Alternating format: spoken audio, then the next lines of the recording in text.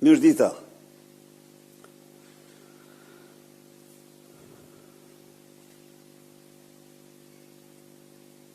Farsa elektorale e 11 maj 2025 kishte si një nga tiparet më kardinale rolin përcaktues të karteleve të drogës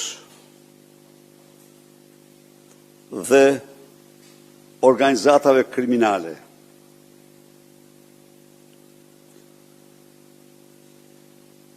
Është bërë i njohur, i famshëm,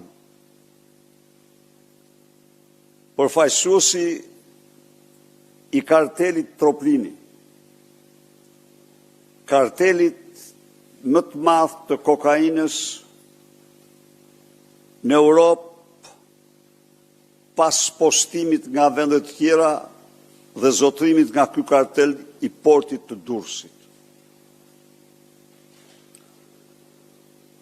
Përfaqësuesi i këtij karteli dhe Edi Rams, Arken Balla, i parashikuar si ministër i brendshëm, njeriu që mori 5200 vota më shumë se Edi Rama në qarkun e Durrësit,